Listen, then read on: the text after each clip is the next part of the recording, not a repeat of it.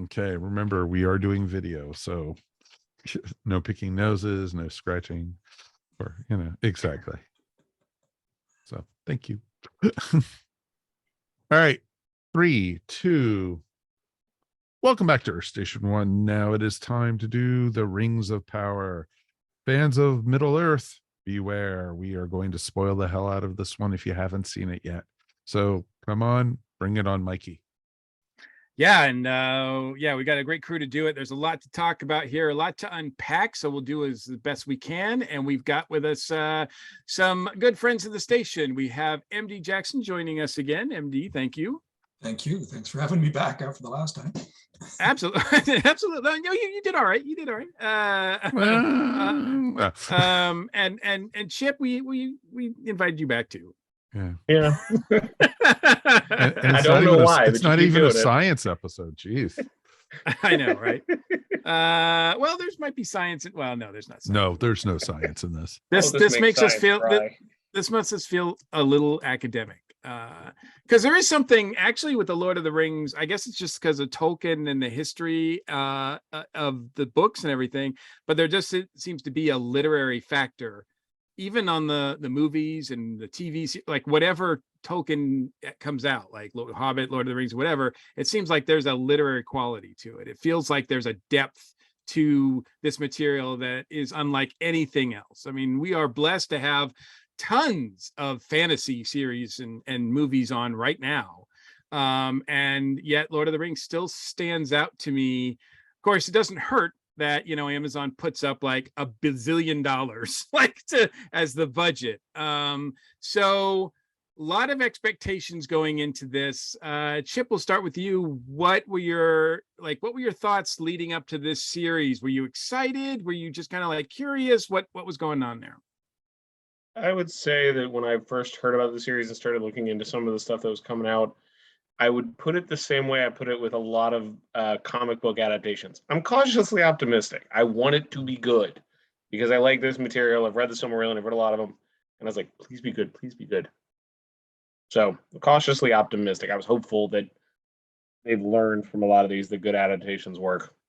Gotcha. MD, what about you? Had you heard a lot about what this was going to entail, or were you invested from the get-go? I was not invested from the get-go. Actually, people kept asking me, "Are you excited about that?" I was like, I don't know. I actually wasn't even sure whether I was going to watch it or not. I was very indifferent towards it. I mean, I love the movies, and of course, I read the book. All the books when I was 13 or 14 back in the late 70s, and so for me this was just like it's another helping of icing. Do we really need it? So I was really wondering whether I was actually even gonna check it out, but I did once the first 2 episodes dropped, and did get invested in it once it started. So you gotta follow through once you started, especially if someone's going to spend this much money on it. Yeah. Mike, what about you? What were your feelings going into Rings of Power? It was interesting because it was touted as this, all this money was being thrown at it. It was, Amazon's big gamble to, bring some Tolkien, short stories to life, or appendixes, or little bits and pieces, because there weren't full stories written about this, and I was very curious on how they were going to do it. And one of the things I noticed once they started casting, there weren't any huge names attached to this, and I was overly cautious. And it was going to be, then HBO countered it by coming out with the Game of Thrones, prequel, at the same time. Literally, I think they premiered within a week of each other. And it was just crazy. I was, so I went in, and, the first 2 episodes, the first one definitely left me kind of cold, and I'll be completely honest about it. But when they started getting into more of, introducing the dwarfs and introducing characters we were familiar. So it was interesting, and I would be very curious to hear what you guys think, because as the series grew and I got to know a lot of these characters, I started warming up big time to it. And by the time the series ended, I was like, all right, I want the next season already. I'm ready for this type thing. So it was pretty cool. And I wasn't expecting that. I mean, I haven't read all the books. Lord knows I tried when I was a kid, but I just couldn't get into them. But I did enjoy the movies. I did enjoy Peter Jackson's movies. I enjoyed, well, even before that, I enjoyed, the Rankin and Bass movies, as well as the Ralph Bakshi stuff. And so, but I don't have a lot of invested. I'm not by any means any sort of expert. I mean, I have to be hit over the head with something if I'm going to recognize a name or a place or something. So I go in pretty open, but I was concerned for a couple reasons. One was that Peter Jackson was not involved. I mean, I think the goal was at first to have him involved, but it didn't work out. So that was sort of a red flag, like, ooh, is this, it seems like they want to tie this in to the movies, but they can't. And there's all this sort of stuff. Also, it's a prequel, the movies and The Hobbit takes place in the third age of Middle Earth. This takes place in the second age. And so there are some characters and things that, how they're going to end up eventually, if you're familiar with the movies and the books and whatnot. And anything that doesn't add up with that is going to be a red flag and is going to take you out of it. And like any adaptation, anything, if you're really familiar with the books or the appendices in this case, you're really gonna that's going to be a red flag anytime that they take liberties with it. Despite the fact that the Tolkien estate has said that, they can't do anything that, sort of conflicts with how things are going to end up. But I think we've seen so far, or at least has been, that I've read about in the research, things have veered off a little bit. But we'll talk about all that. But the first thing that I noticed is that, and Mike, as you said, like there's no big names in this, but that's just because they couldn't afford it. They didn't have that money. No, they had money, but I mean, it's all on the screen. This might be the most beautiful show I've ever seen. As far as the effects, the scenery, the costumes, the sets. So that every penny seemed to be on the screen. And the fact that they didn't spend any on big names makes me sort of appreciate that, because I wasn't pulled out of it by going, oh my God, that's like Cate Blanchett, or oh my God, that's like, whatever. I could get more invested in these characters because I didn't recognize what a lot of these people had done prior to this. And I thought they were all solid. I didn't think there was any problem with the acting. MD, how did you feel about the look of the show and the content? Well, that is the one saving grace that I thought, was that the show looked absolutely gorgeous. And, the same production people from the movies are obviously brought in for this, especially production designer John Howe, who is a fellow British Columbian, and his design work, his artwork informs the show in as much as it informed the movies. And I think that's just one example of a lot of the production people that they've, that look has been consistent, and that's been very. That's one of the reasons why I follow it. Is everything just looks so gorgeous and clean. Everything just looks so nice for the most part. I mean, the armor is just burnished so nicely. Yeah. Until everything is covered in ash. Well, until everything gets covered in ash later on. But I mean, when the harbor at Numenor looks like it's just, obviously they got a lot of people employed, sweeping the cobbles and stuff like that. Everything is just beautiful. Yeah, and the cast, of course, no big names other than Lenny Henry, who most people don't know, but I've been a big fan of his since he had his own comedy show back in the 80s. So for me, that was the only name I really knew. Yeah, just absolutely gorgeous, beautiful looking scenes. Every scene has got something absolutely gorgeous to look at.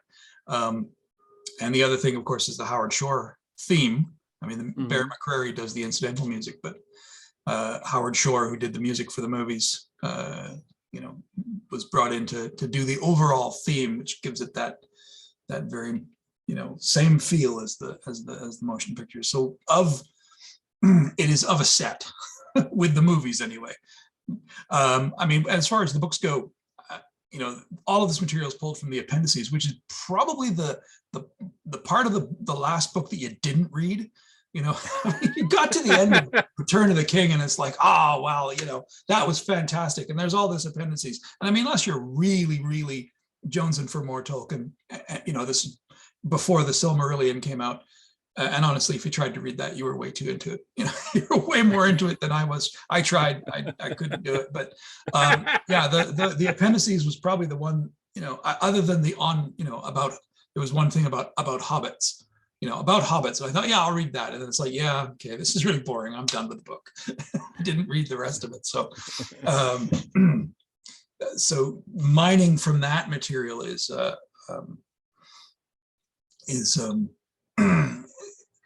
it's, I don't know, it's a questionable choice, but yeah, well, I mean, it gives them a little bit to play with, right? So and we see that play out. Chip, what about you? How did you feel about the overall look of the series, cast, etc.? I have to agree with both of you guys that I actually kind of like the fact that there was no big names, or at least no, like, they didn't try to, because it would have honestly taken me out of the show more than anything, especially because it would have become like, oh, who's that? Okay. Visually, I liked it. I agree with you guys. I can't really say anything else other than what you said about the fact that, it looks like Jackson's movies. It very much has that same feel. I will say I made the mistake of seeing a couple of YouTube videos where they really zoom in on the armor, and there were a couple spots where the Numenorians, where some of the budget starts to show a little bit in terms of what they're wearing under the armor and sort of what they're wearing with it, that weren't necessarily the show's fault. It was just one of those, once you see it, you can't really unsee it kind of situations. So some of them were in Grateful Dead t-shirts. They couldn't help it, Yeah. There's some like screen printing and some obvious like kind of where, somebody's what's supposed to be armor is like cloth padding, and it didn't ruin it for me, but like I said, and it was my like totally not like their fault kind of deal. I'm like, okay, this is the thing that bugs me, but I shouldn't have looked up that video. So I liked it visually overall. Well, it's kind of like the old BBC Shakespeare, where every once in a while the chainmail is pretty recognizable as heavy wool, Yeah. Basically. Right. Of course, I do cosplay, so my brain is also like, oh, how can I make that? Yeah. How can I do that for $5? Or infected skin is bubble wrap. Yeah, I get it. So no, that's Doctor Who, Mike. Come on. Mike, what did you feel? I mean, I know you said that you were kind of cold in watching the first, but you had to be impressed by the visuals. Oh, right? Visually, this whole show was stunning. Everything was just beautiful, from the CGI to the effects to the costumes to the character placement. It was amazing. The scenery, I was so happy when I found out they were going to be filming in New Zealand again. And it's gorgeous. It really is gorgeous. And it feels like the same universe as the Lord of the Rings movies. Because, when I was a kid, we were talking about this actually on ESO Board Silly this week, when, with the Rankin Bass Hobbit compared to the Bocce Hobbit, Lord of the Rings movies they did. Doesn't feel like the same universes at all. This feels like different style. Yeah, exactly. This feels like it's the same universe. The orcs look the same. The elves look the same. You could actually see, Elrond growing into Hugo, weaving and everything. And it's pretty awesome. The dwarves, the feel of you know, the Southlands turning into Mordor. Shocking. I was not, and everything. But it was really, really well done. And I liked it. I loved, the feel of it. I loved the stories, and I loved it expanded the universe even further for these stories. And it was just awesome when the elves were passing on to their heaven per se and everything. It was beautiful. And there was, like I said, when it first started, I was a little cold just because it just took me a little bit to get into it.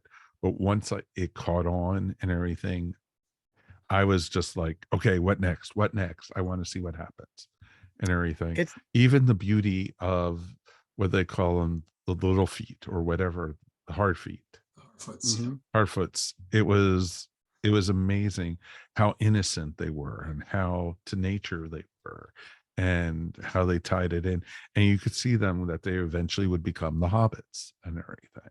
It was really neat.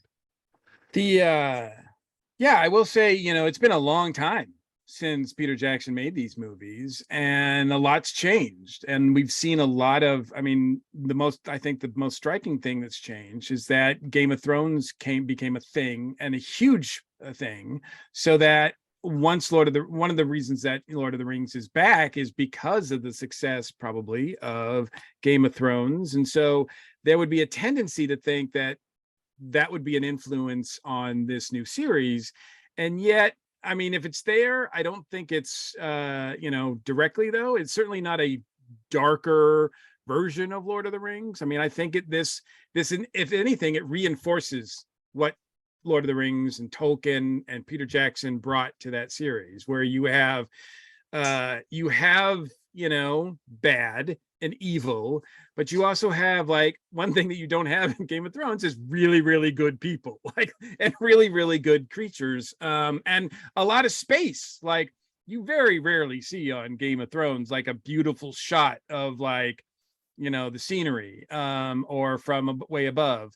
But in Lord of the Rings and this Tolkien stuff, the camera, whether it's CG, drone, whatever it is, goes like way up in the sky, and you just see like all this beautiful scenery around, all these beautiful cities, all these beautiful constructs. Like, it's just really solid as far as that goes. And I sort of like the fact that there might have been a temptation to do more stories and make it more Games of Thronesy, so to speak, but I didn't feel that way at all in this. If anything, it felt like it was almost a pushback. So let's talk about like characters and story arcs. There's a lot going on in this 8 episodes. Most of them are over an hour, so there's a lot of content within each episode. And we get introduced to a lot of characters, some that we know from the sequels. I should say, I call them sequels now, but the Lord of the Rings and Hobbit series. Some are new and newly introduced, and some are mysterious. Some are not who they say they are, that kind of thing. So there's a lot going on. Was there any particular character or story that sort of connected with you first and foremost? Chip, we'll start with you. So if we're going with ones that we liked, for the most part, I liked the Galadriel and the Elrond stories in the show, and I actually really liked the Harfoot and the Stranger. I felt like the biggest weakness that Elrond and Galadriel had is the classic prequel issue of it's that classic dichotomy of how much do you do fan service of stuff that we know is coming, and lines that we know have to show up in the sequels, and how much of it is original because you don't want to go too far one way or the other. I liked the Stranger Harfoot, like the mystery. I thought that was handled really well. Like, you kind of knew who it was, but they could have pulled that out from under you at the very last minute. But I liked how whether the stranger was a good guy or a bad guy and how dangerous he was kind of played with in a way that I felt like really kind of worked and made sense for the story. It was real interesting with the stranger too, because they had you guessing all the way to the final episode. Well, we still don't know. Well, we know he's not the Dark Lord. We know he's Istari, which is one of the wizards. Yes. So he's one of the wizards. We know that. The thing is, I'm kind of, my money's on it being okay. I think we're in spoiler officially. We're in spoilers. Sure. Yeah, Yep. of course, It's we've Mountain already Dew, said it. but I'm just making sure we're clear. My money is that he's going to end up being Gandalf, but I would absolutely love if it turned out he was Saruman. Like if they made him Saruman, and this is kind of, we get to see early stages of Saruman sort of descend into darkness that we see in Lord of the Rings. Mhm. Sort of seeing him, and this is, we get to really like him, and then find out he's Saruman. It's this villain, kind of what they did with Halbrand in a longer stretch.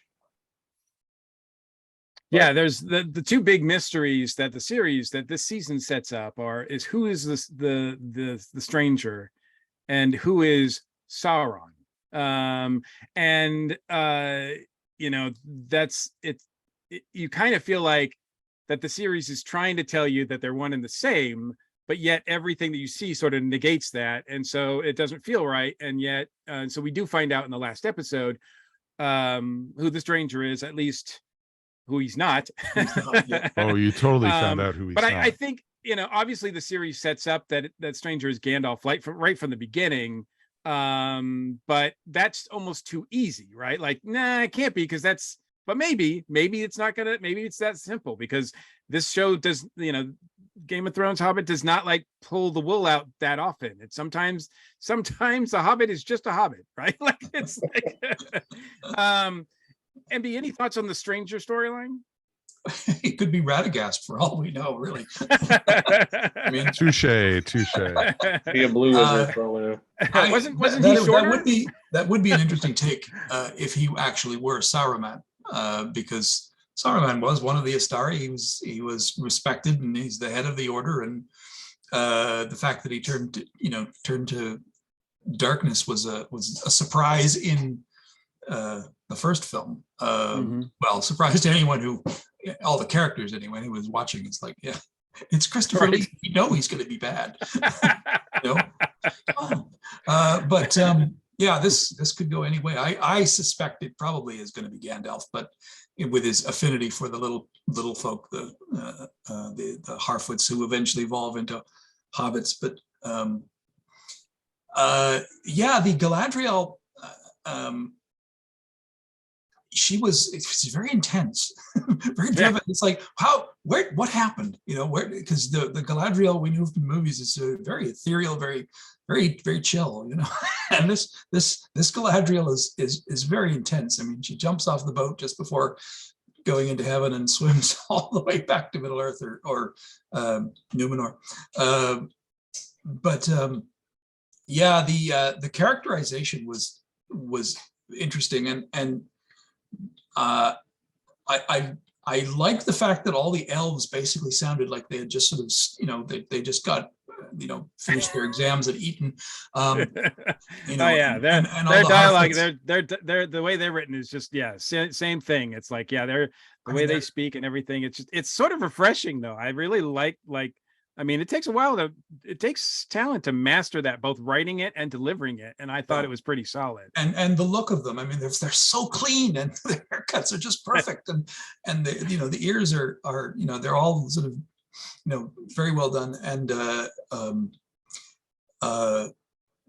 even the ones who are kidnapped by the orcs, they're all still very, very British, you know.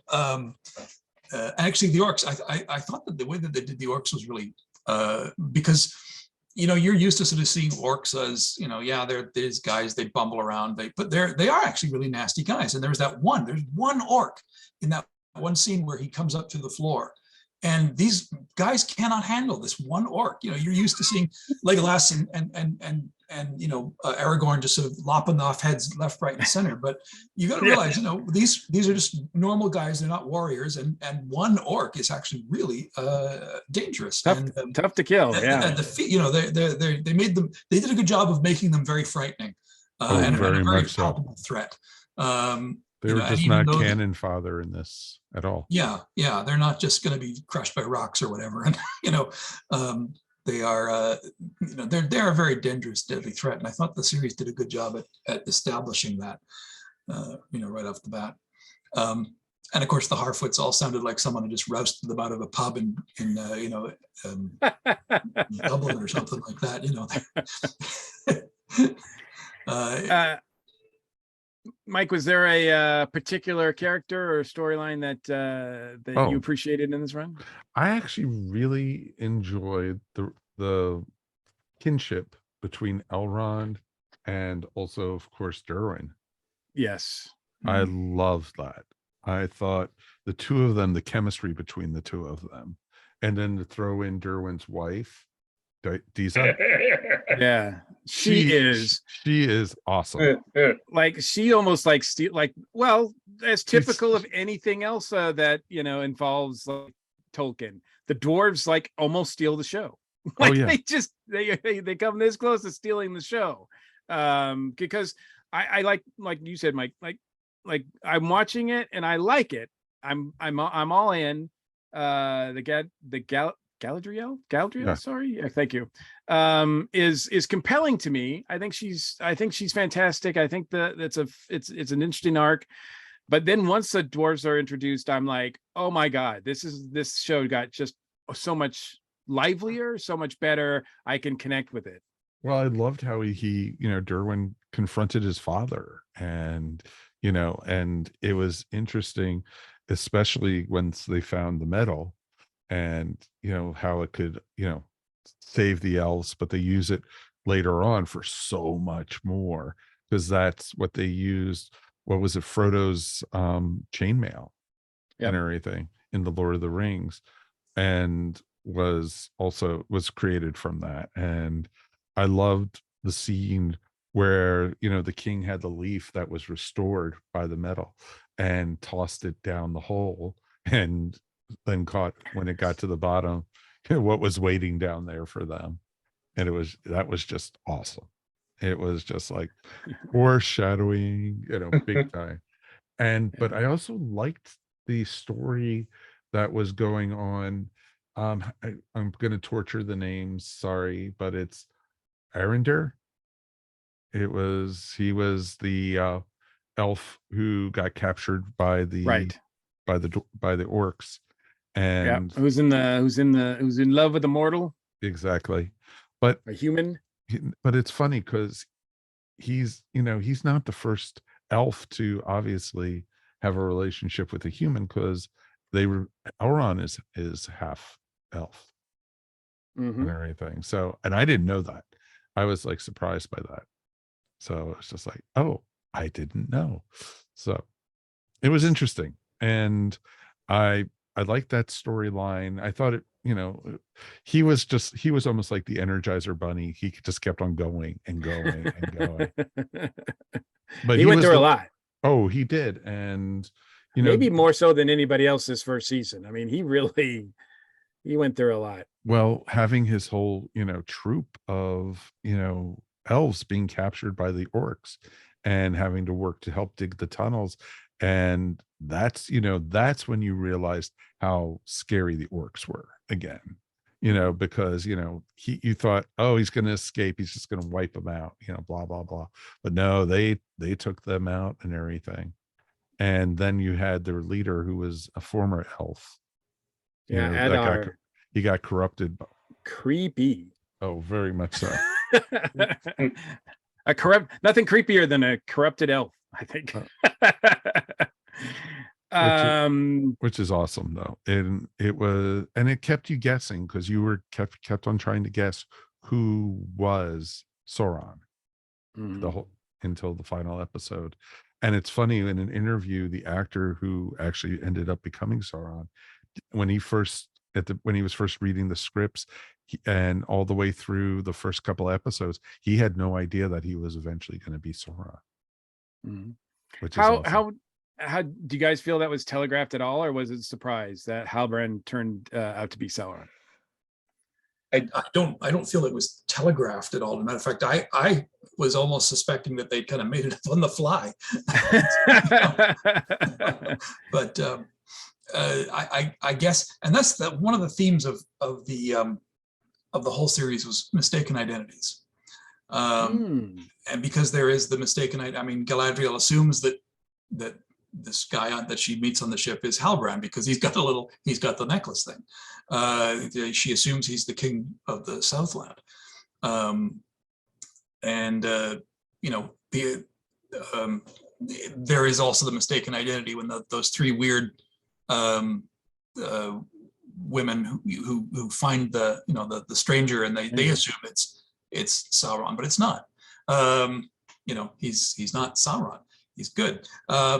The one of the men that gets, he throws his lot in with the orcs, and he just assumes that Adar is Sauron, but he's not. So that whole theme of mistaken identities, is it's like there's something there that could have, I think, been pulled together a little better.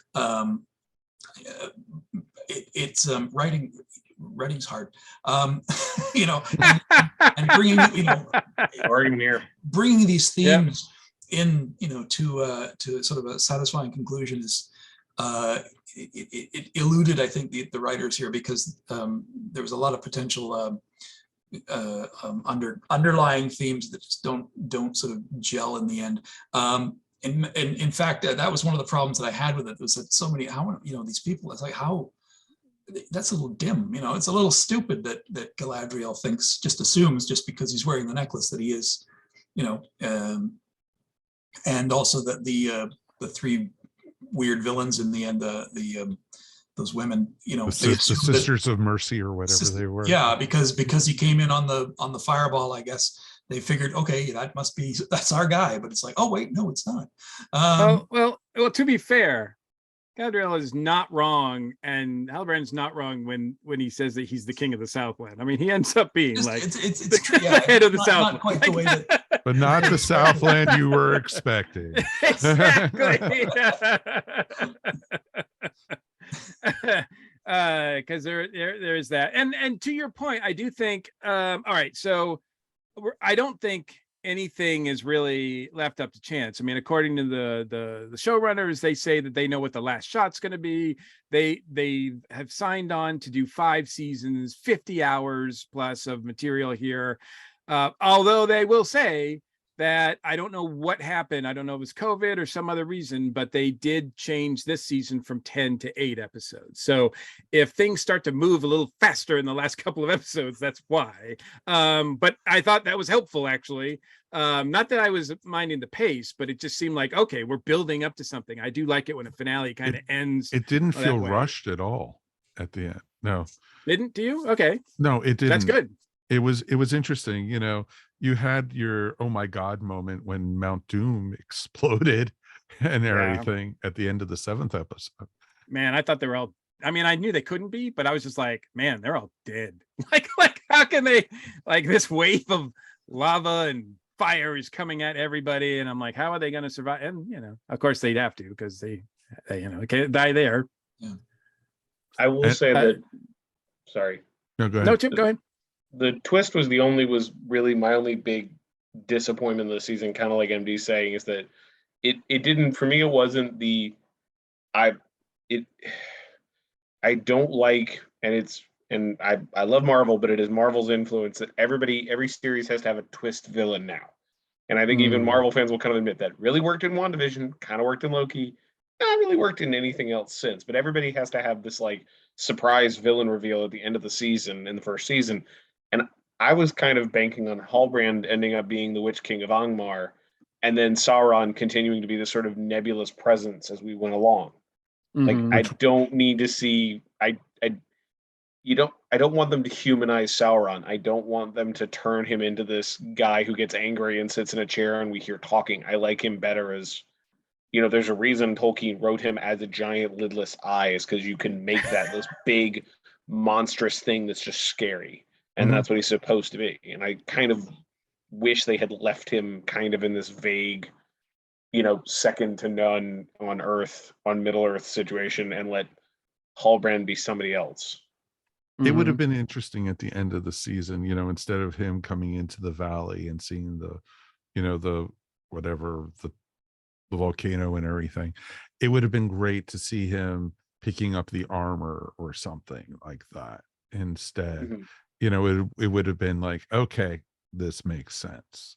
Instead, but instead I hope you don't have him being humanized or something, because I don't want Sauron to be humanized. Well, also, with the Halbrand character, it does have the issue that it now comes across as the great evil overlord Chad. Because he just looks too human. He looks like, it's the great overlord Mike. Like I said, hello, that's the way it should exactly. be. But I'm with you. I like next season. I want to see him in the armor. I don't want to see the actor talking. Like, you can use his voice, but put him in the armor and let him be the big evil presence in the series. Mhm. I don't know if I don't know what the plan is. I don't know what his official history is, or a lot of the characters that I've seen in the movies. I don't know what their official origin stories are. But it would be interesting. I think someone in the series mentioned something about how he's constantly trying to evolve to that state, like that we're going to see him in later. And it would be interesting to see him continue to experiment and get more and more deformed, if you will, or like with each sort of with each sort of passing season, until suddenly he just becomes like the corruption of yeah, exactly, that on that scale. Now you're right, he does kind of look like he doesn't look like he doesn't look like the big bad, let's put it that way. So at least not yet, but he could be a frat probably boy, is coming. just And yeah, exactly. and there are no, and once the secret is out, there's no real repercussions. I mean, Gadriel knows, but she doesn't run and tell anybody, and she doesn't say, hey, stop what you're doing, this might not be a good idea. Instead, like, it's like, boom, there we go, we did it. We need 3 rings instead. I guess that was the only clue, was that he's really into metallurgy. He's really good at blacksmithing. There's the clue that was. I knew he was Sauron. Yeah, he did. That's what did it. Okay, that was a red flag for me, because he did seem to become a different person once he got there. Like, all of a sudden he was healed and he was like active and he was doing stuff, and he wasn't really, he was almost too involved. And I'm like, all right, something else is going on with him. And I didn't know he was going to end up being Sauron, but like I said, I don't tend to know these characters as much. I knew that was a figure that we were waiting to find out who it was, because a lot of this season seems to be the aftermath of the events of the First Age, the big battle. So we're seeing, again, it's sort of like the way, like the stuff from the Third Age starts. It's after all of this big battle stuff has happened, and it's the aftermath of it. And in this, where it's the same thing, where it's like, that 10-minute or 5-minute, whatever it was, look at, sort of recap of what happened in the First Age, made me think of the first few parts of Lord of the Rings, where we see all that stuff that happened in I guess in the Second Age, right? Is that what is happening there, or the beginning of the Third Age? It was the end of the Second Age when the battle happens, and that's what leads into the Third Age. So there's all talks about all this stuff that happened in the First Age, and I'm kind of like, why didn't we go back to that period? Rights issues. Well, yeah, true. And it's, that's not to say they can't do it at some point, because they probably will. To play the safe bet, introduce a few characters that we know from the movies and stuff, just so there's a connection there. But anything else? Now we don't have a lot of time left, but I want to get into like any sort of issues that you guys had, specifically with you, Chip, on any sort of disappointments with what was taken as liberties with the source material. I will say there's not that much. It's kind of funny that you brought up House of the Dragon at the beginning of the episode, because it has that similar, that if you go back and read the Silmarillion, the Second Age doesn't have, like, the First Age is really detailed, who's doing what battle happened here, who's this. The Second Age is very much, and then Numenor came back and they fought, and then they corrupted. There's a handful of names, but it's not to that level of, like, absolute. It's kind of like, again, like Fire and Blood with House of the Dragon. There's a bit of gray area, so they didn't. The wizards being there early is very out of canon, and why they were sent and sort of the logic behind their, but it also doesn't necessarily contradict a lot in canon, so you can kind of play with that. There was some of that. I didn't really have any issues with the canon. Like I said, my big issue was the Halbrand reveal, and I will say, that said, The scene where he tries to corrupt Galadriel, I thought was the best scene in the series so far. It really that was 10 minutes of them talking was one of the best scenes in the series. It really reflected what happens with her in the movie too, where she gets tempted by the ring. Like, I thought that was really well done. Yeah. It was interesting too, because you had, like Chip said, you have names and you have certain, about that the fall of the Island Kingdom, you have the rise of Sauron, you have, all the rings of power coming into being and everything. So over the next couple of seasons, you're going to see, the elves have the 3 rings. You're going to have to see the 7 rings for the dwarves. You're going to have to see the 9 rings of, for the humans. Yeah, because everybody's going to want one. Exactly. They're stylish. They're cool. Well, they also set a trend here. Well, because the bearers of the 9 rings of the humans become the dark riders for Sauron. Yeah. And everything. Which is watching the 9 for mortal men doomed to die become the Nazgul would be an interesting story arc if they get there.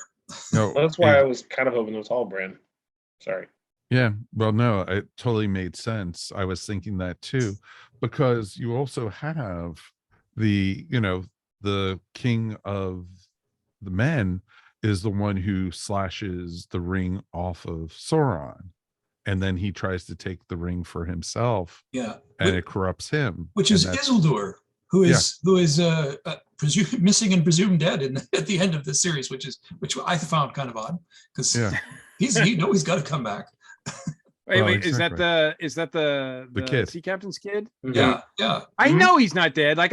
He's not dead. The horse is gonna find him, right? Yeah. The horse exactly. The horse ran off. He's alive. Yeah, that's exactly what I was thinking, because it's like, he's going to become the king of men, and he's the one who gets corrupted by the ring at the battle.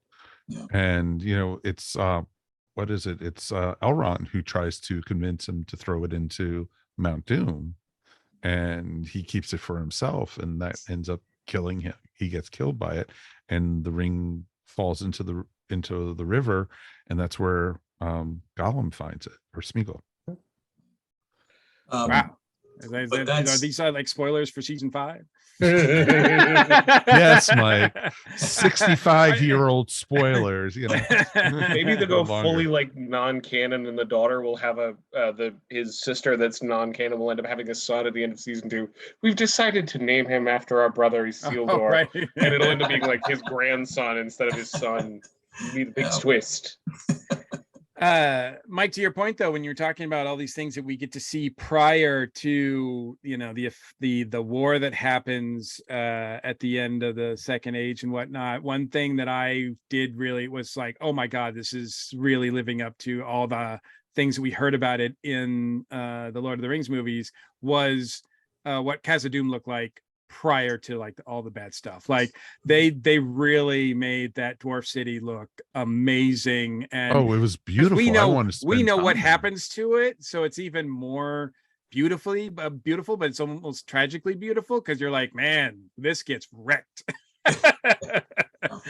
Well, it's because it's interesting too, because the story behind that is, the orcs take over that city, or the dwarfs caves.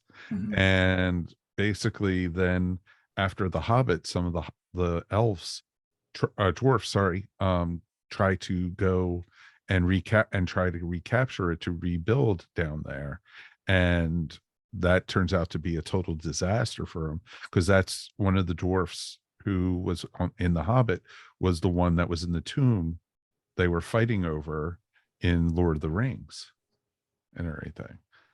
And it's just amazing, all the how it all starts tying together and everything.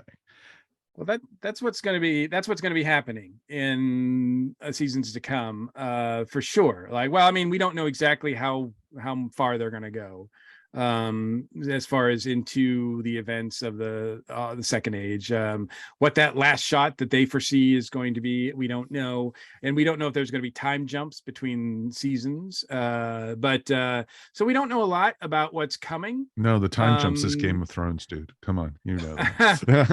That happens within the season. That happens within episodes. Like it's like it happens like if you blink. But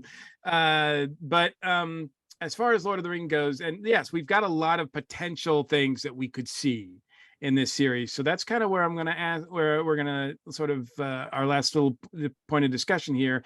MD, what's something that you would like to see either in the second season or that's covered in this series? Well, I'd like to see what happened to Isildur for one. Yeah, and the actually, I'd like to see more about the building of the rings, the making of the rings. I didn't get the sense that, the old idea is that Sauron put his evil into the ring somehow, used his evil as part of the forge. And they gave suggestions of how he was doing that when Galadriel and her squad was going through that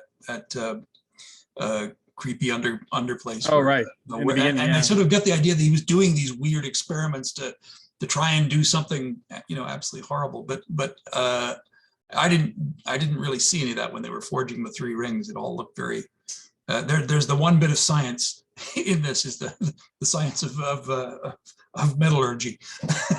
And I don't know much about metallurgy, so they might have just made it all up. But it sounded good to me. Okay. Just to pause real quick, I must say I didn't quite understand how you go from we need a lot of this to help our help save our tree to let's make these rings that'll solve the problem. Like I didn't like that was a weird sort of jump that I didn't quite understand. It seemed like originally they were going to be creating a crown or something that was going to channel the light into it for the tree.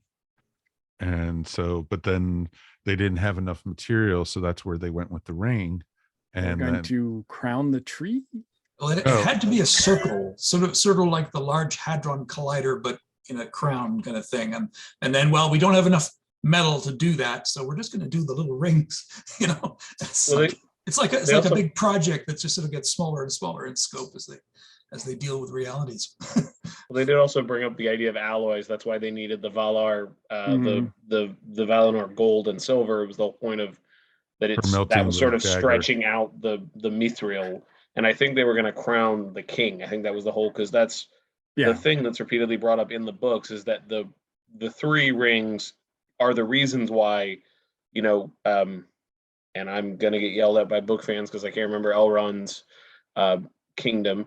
But Rivendell?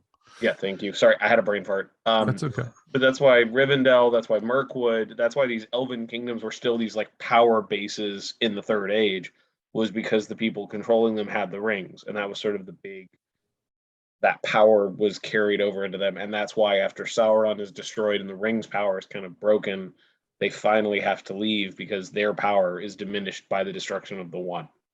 Exactly. I think that's that whole tie-in thing. That's why the elves were leaving Middle Earth at the end of Lord of the Rings, is because it basically was foretold in this story. If they hadn't created the rings for the tree and everything, they would have had to leave. They were already saying, we're leaving the world of men. They were saying this in the last couple episodes of the show. Mm-hmm. So.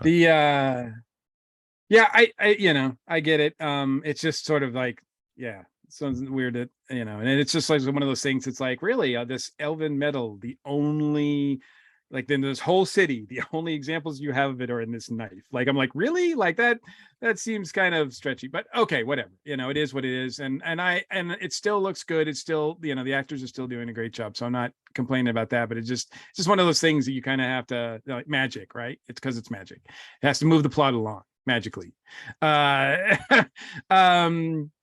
Chip, what's something that you want to see in either next season or in future seasons? The corruption of Numenor, because in the books it said that the Numenorians invade. When Sauron starts to kind of feel his oats, he starts to take over. The Numenorians invade, they capture Sauron, and of course the show is still compressing the timeline pretty heavily. but there is this sort of slow corruption where Sauron in a few generations goes from basically being locked in a cell by himself to the chief advisor of the king of Numenor. And I would love to see that sort of play out, that corruption, that idea of that's actually, part of what destroys Numenor and what leads to its downfall is they start following, the obviously evil guy, advisor make obviously bad advice and things go horribly wrong for them. Who could have guessed? But I would love to see that. They do seem to be using Numenor in particularly to, let's just say, not that indirectly like talk or deal with involve like real life relevant events. Like that one guy is like, wearing the hat that says make Numenor great again. Like he's just like there's like, no, the elves are coming over here, they're gonna steal all our jobs. And like I'm like, now I'm imagining him in a like, sash.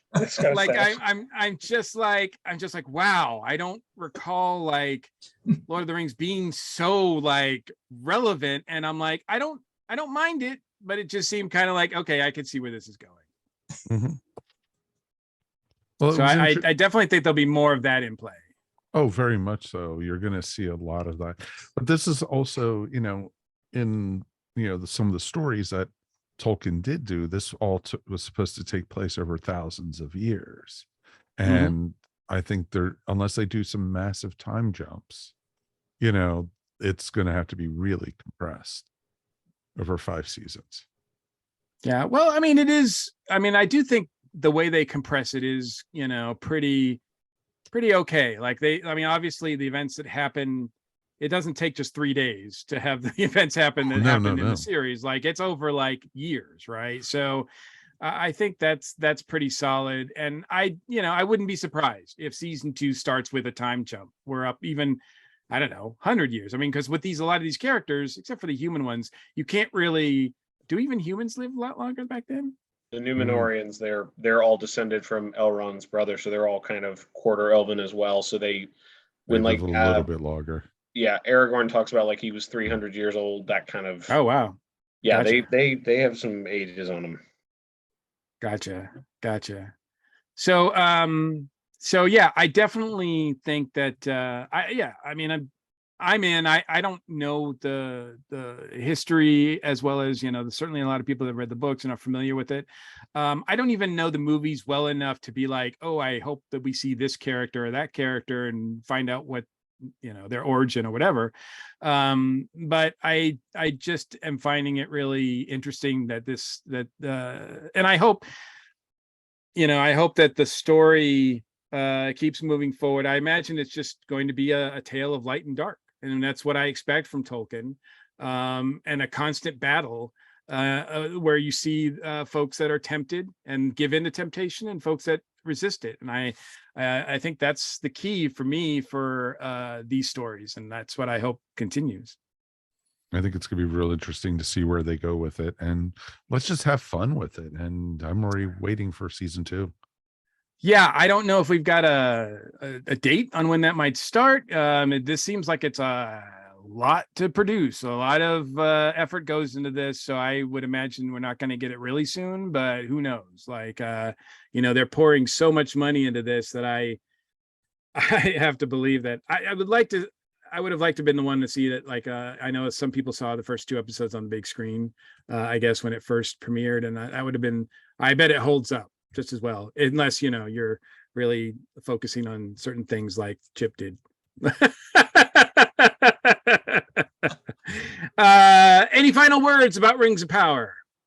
From what Wikipedia is saying, production for the 2nd season began in the UK on October 3rd, 2022. So it's going to be quite some time before we see probably season 2, at least 2 years, probably. Yeah, I mean, this could take 10 to 12 years to produce, really, if not more. Thousands of years. No. So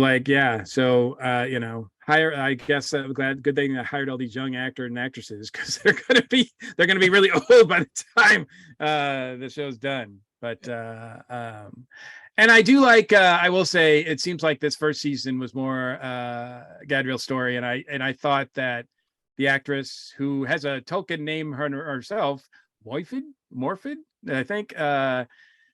Clark, I think she's phenomenal. I think she's done a great job carrying this season. So I do. I look forward to seeing her as well as all the other actors too. I don't think there was a weak link for me. So. All right. Well, thanks guys for joining us. I'm sure that when season 2 finally does air, we will cover it, and of course you guys are all invited to take place and take part of the discussion, and we will be right back as we close out the show. Unless they go to the dark side. Yeah, unless they're tempted by Sauron. Yeah. Well, then we could provide an interesting counterpoint to all the arguments. He's just trying to save the world. Mhm. Yeah, I don't